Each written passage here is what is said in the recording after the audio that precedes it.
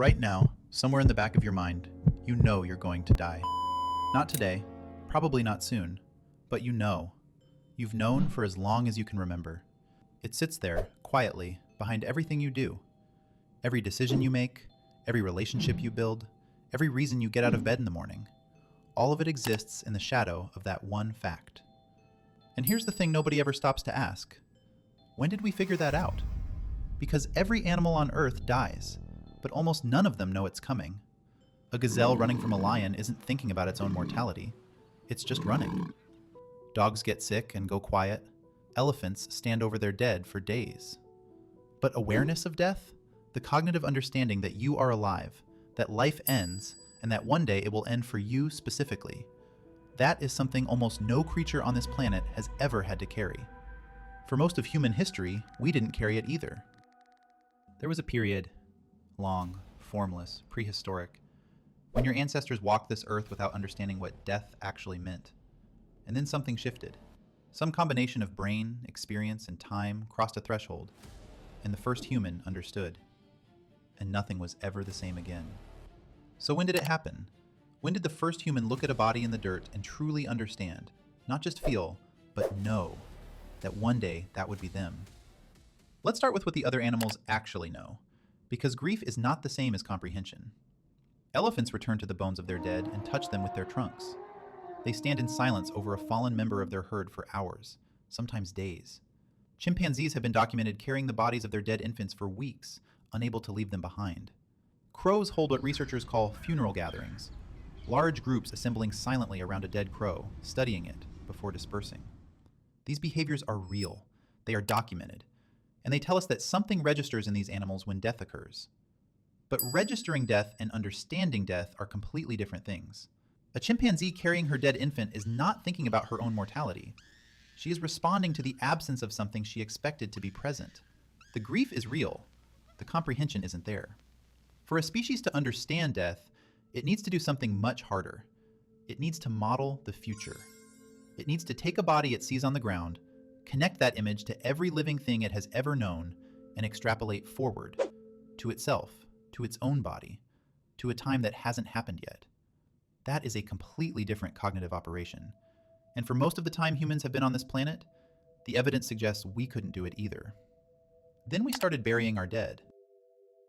The oldest confirmed deliberate human burial we have ever found is at Skhul Cave on the slopes of Mount Carmel in Israel. The date is approximately 130,000 years ago. Inside the cave, archaeologists found 10 individuals laid to rest with clear intention. Bodies positioned carefully, grave goods placed alongside them, a boar's jaw tucked under one arm. Red ochre, a pigment with no practical purpose in a burial, dusted across the remains. Think about what that requires. To bury someone deliberately, you have to understand that the body needs to go somewhere, that leaving it exposed is wrong in a way that demands a response, that the person who occupied it is now absent in a permanent, irreversible way. You have to understand permanence.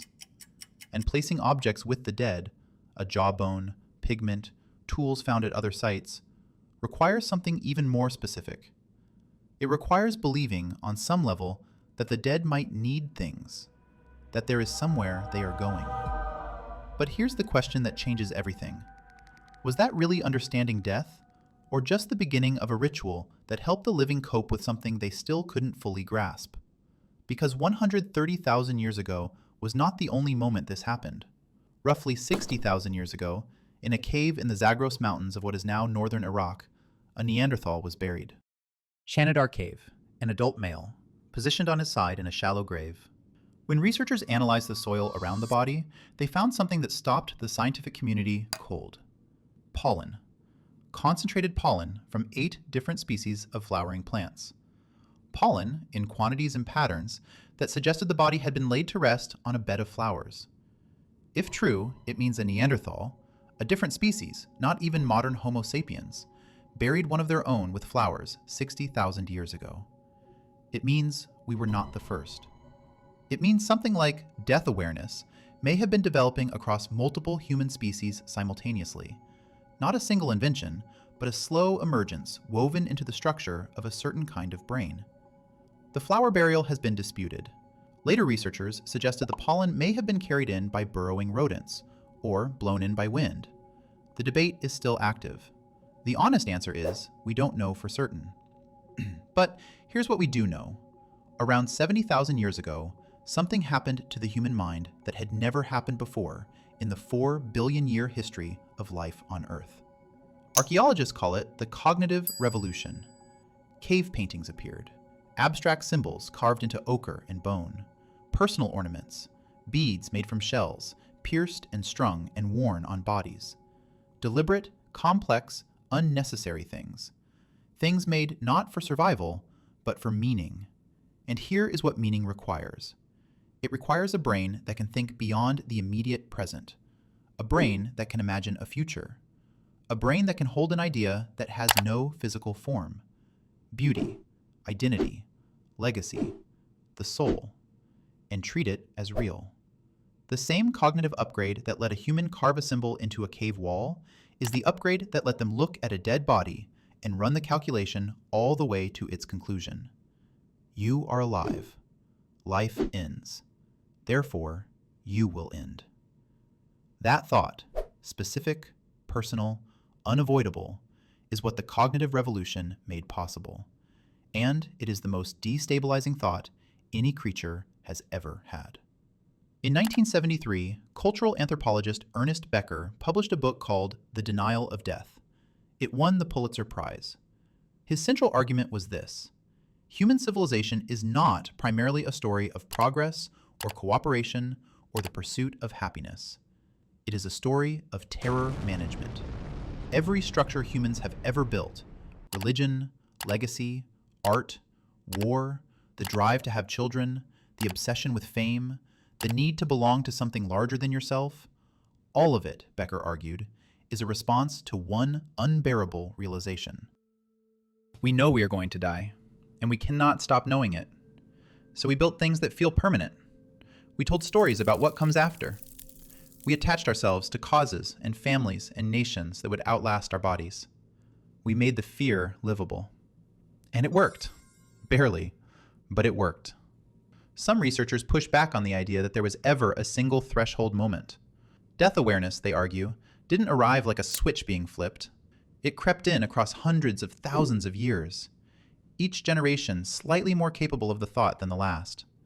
Impossible to date, impossible to pin to a fossil or a cave or a grave. They may be right, but the burials are real. The cave paintings are real. The flowers at Shanidar, disputed as they are, point to something real happening in a mind that looked at the absence of a person and felt compelled to respond. Something crossed a line. Whenever it happened, something crossed a line. Tonight, when you lie in bed and the quiet comes, and that thought drifts in the way it always does, the one you never invited, the one about how this all ends, you are doing something that no other animal on Earth has ever had to do. You are carrying the oldest burden our species has ever known. And every human who came before you carried it too. Every burial they dug, every painting they pressed into stone, every story they told around a fire to make the dark feel smaller. All of it. Every religion, every love story, every act of courage in the entire history of this species exists because one ancestor looked at a body in the dirt and understood, for perhaps the first time in the history of life, that they were next. And instead of stopping, they kept going.